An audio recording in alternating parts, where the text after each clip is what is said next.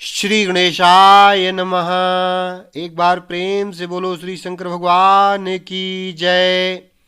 शिव पुराण रुद्र संहिता युद्धखंड अध्याय 58।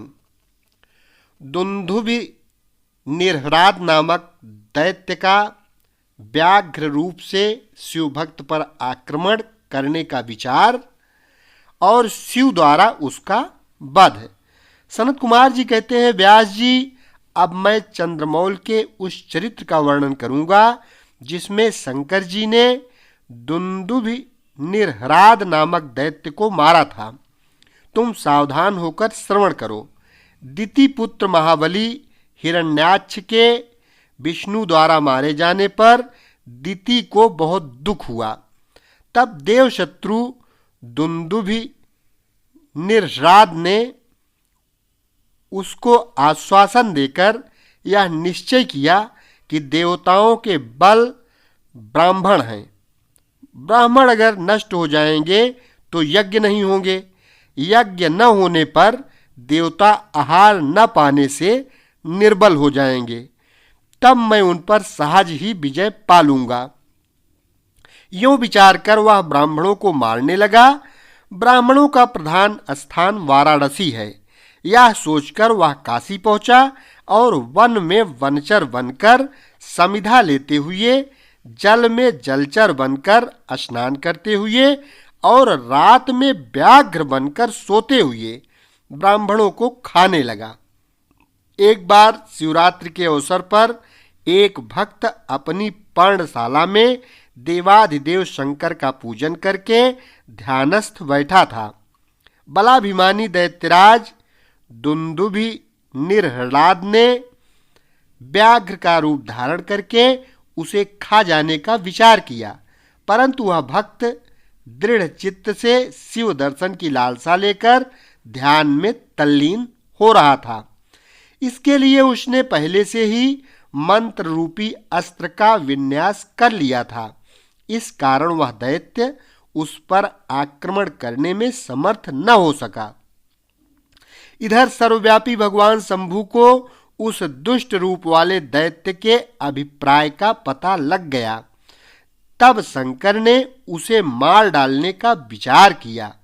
इतने में ज्यों ही उस दैत्य ने व्याघ्र रूप से उस भक्त को अपना ग्रास बनाना चाहा, त्यों ही जगत की रक्षा के लिए मणि स्वरूप तथा भक्त रक्षण में कुशल बुद्धि वाले त्रिलोचन भगवान शंकर वहां प्रकट हो गए और उसे बगल में दबोचकर उसके सिर पर वज्र से भी कठोर घूंसे से प्रहार किया। उस मुष्टि प्रहार से तथा कांख में दबोचने से वह व्याघ्र अत्यंत व्यथित हो गया और अपनी दहाड़ से पृथ्वी तथा आकाश को कपाता हुआ मृत्यु का ग्रास बन गया। उस भयंकर शब्द को सुनकर तपस्वियों का हृदय कांप उठा। वे रात में ही उस शब्द का अनुसरण करते हुए उस स्थान पर आ पहुंचे। वहां परमेश्वर शिव को बगल में उस पापी को दबाए हुए देखकर सब लोग उनके चरणों में पड़ गए और जय जयकार करते हुए उनकी स्तुति करने लगे। तदनंतर महेश्वर ने कहा, जो मनुष्य यहाँ आकर श्रद्धा पूर्वक मेरे इस स्वरूप का दर्शन करेगा, निसंदेह मैं उसके सारे उपद्रवों को नष्ट कर दूंगा। जो मानव मेरे इस चरित्र को सुनकर और हृदय में मेरे इस लिंग का स्मरण करके संग्राम में प्रवेश करेगा, उसे अवश्य विजय की प्राप्ति होगी। मुने, जो मनुष्य व्याघ्रेश्वर के प्राकट्य से संबंध रखने वाले इस परमोत्तम चरित्र को सुनेगा अथवा दूसरों को सुनाएगा, पढ़ेगा या पढ़ाएगा, वह अपनी समस्त मनोवांछित वस्तुओं को प्राप्त कर लेगा और अंत में संपूर्ण दुखों से रहित होकर मोक्ष का भागी होगा। शिवलीला संबंधी अमृतमय अक्षरों से परिपूर्ण यह अनुपम आख्यान स्वर्ग, यश, और आयु को देने वाला तथा पुत्र पौत्र की वृद्धि करने वाला है। अध्याय 58 संपन्न हुआ। अध्याय 59 विदल और उत्पल नामक दैत्यों का पार्वती पर मोहित होना और पार्वती का कंदुक प्रहार द्वारा उनका काम तमाम करना, कंदुकेश्वर की स्थापना और उनकी महिमा। सनत कुमार जी कहते हैं, व्यास जी, जिस प्रकार परमेश्वर शिव ने संकेत से दैत्य को लक्ष्य कराकर अपनी प्रिया द्वारा उसका वध कराया था, उनके उस चरित्र को तुम परम प्रेम पूर्वक सुनो। विदल और उत्पल नामक दो महादैत्य थे। उन्होंने ब्रह्मा जी से किसी पुरुष के हाथ से न मरने का वर प्राप्त करके सब देवताओं को जीत लिया था। तब देवताओं ने ब्रह्मा जी के पास जाकर अपना दुख सुनाया। उनकी कष्ट कहानी सुनकर ब्रह्मा जी ने उनसे कहा, तुम लोग शिवा सहित शिव का आदर पूर्वक स्मरण करके धैर्य धारण करो। वे दोनों दैत्य निश्चय ही देवी के हाथों मारे जाएंगे।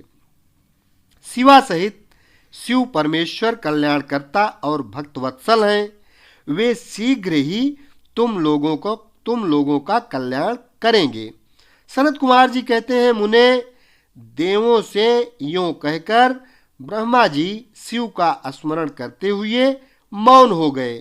तब देवगण भी आनंदित होकर अपने अपने धाम को लौट गए। एक समय नारद जी के द्वारा पार्वती के सौंदर्य की प्रशंसा सुनकर वे दोनों दैत्य उनका अपहरण करने की बात सोचने लगे और पार्वती जी जहां गेंद उछाल रही थीं, वहीं वे जाकर आकाश में विचरने लगे। वे दोनों घोर दुराचारी थे।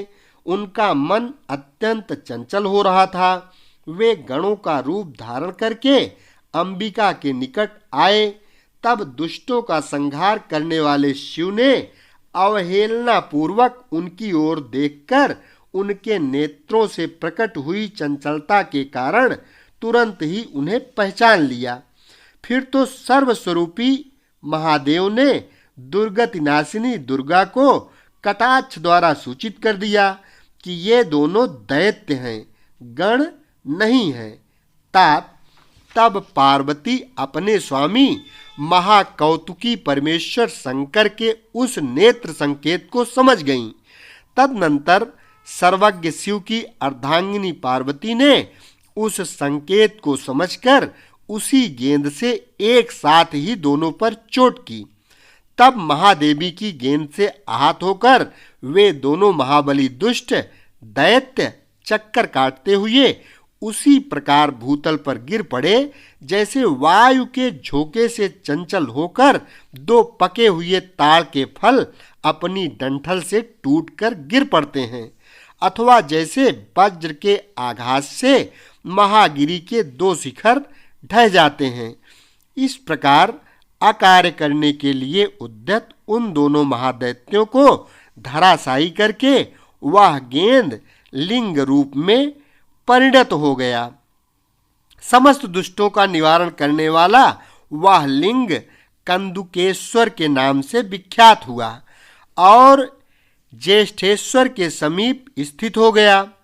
काशी में स्थित कंदुकेश्वर लिंग दुष्टों का विनाशक, भोग मोक्ष का प्रदाता और सर्वदा सत्पुरुषों की समस्त कामनाओं को पूर्ण करने वाला है।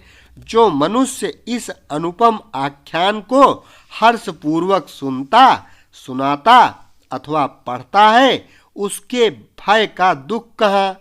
वह इस लोक में नाना प्रकार के संपूर्ण उत्तमोत्तम सुखों को भोग कर अंत में देव दुर्लभ दिव्य गति को प्राप्त कर लेता है। ब्रह्मा जी कहते हैं, मुनिसत्तम, मैंने तुमसे रुद्र संहिता के अंतर्गत इस युद्ध खंड का वर्णन कर दिया। यह खंड संपूर्ण मनोरथों का फल प्रदान करने वाला है।